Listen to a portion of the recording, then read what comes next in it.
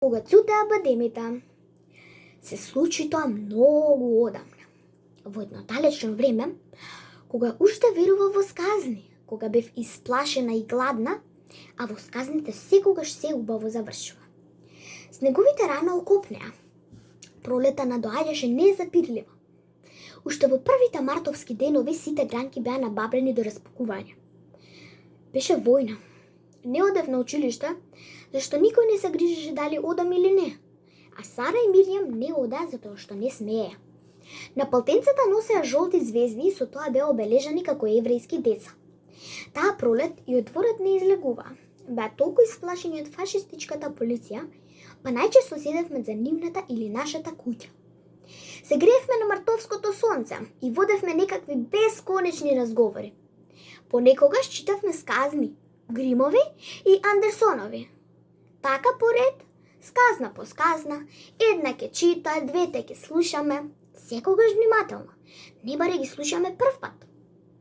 Тој ден почна да цути бадемот за нивната куќа. Позаветно беше, пристојна. Па секогаш нивниот бадем расточуваше некој ден порано од нашиот. Со лицата спуштени врз грнчените коленици, некако чудно изморени и безволни, бевме загледани во бледо-розовите цутови. Долго така молчевме, а потоа започнавме со нашата игра.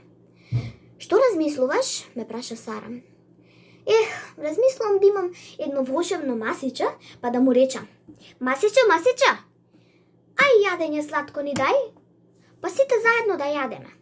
Да јадеме бел леб, да јадеме кифли, пити, колачиња. А што ќе пиеме?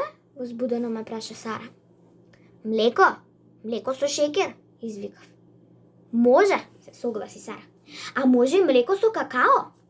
А јас сакам сок од малини, рече Маријам. Па, се согласувам да имам за секого се што сака, реков, правејќи движење не баре да ги послужам. Ама јас немам волшебно масиче. Возивнав и безпомошно ги рачелив рацете. Ми дојде добрата самовила, тивко почна Сара, и ми рече: Убава си и имаш милозливо срце, затоа ќе те наградам. Еве, земи што сакаш. Си го зедов фустанчево, нели е волшебно? И овие сини чевлички, нели се прекрасни? Кога во квечерините ќе се шетам низ големата улица, сите ќе се свртуваат и ќе прашуваат: Сара ли е ова? А јас ќе чекорам вака полека и ќе се насмевнувам. Не баре сонува, че колеше лесно на прсти, си го поднаместуваше ветвото фустанче. Навистина беше чудесно. Се до мигот кога застана на смевката на бледото детско лице. Што размислуваш, Миријам? Ја прашавме. Ета, да сум трнорушка, да заспием па да го преспием се во ова што ни измачува. А кога ќе се разбудам, наоколу гледаш сонце, гулаб, цвеќиња, песна.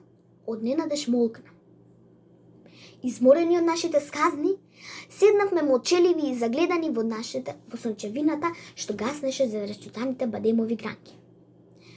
Нека спија, нема да види што станува. Подобро, тоа е шепотот на татко ми. А што да не видам? Што да не видам? Ми ѓуни ни свеста. Се обидувам да се расонам, да станам. Не, немој, мило, вели мајка. Надвор е блокада. Никој не смее да излезе. Ги одведоа. Сите ги одведоа. Сара? Миријам? Мајка ми тивко липна. Гледа низ прозорецот. Гледа во нивниот двор. Преку ноќ бадемовите гранки се беа сториле бледорозов окит. Се случи тоа многу одамна, но секоја пролет, кога цутат бадемите, посакувам да верувам во сказните, зашто сите сказни имаат убав крај. Сара, Миријам, се е како во нашите неодамна сонувани сказни. Има и бел леб, и кифли, и пити, и колачиња, и млеко со шекер, и какао, и сок од малини, и девојчињата шетаат во прекрасни фустанчиња.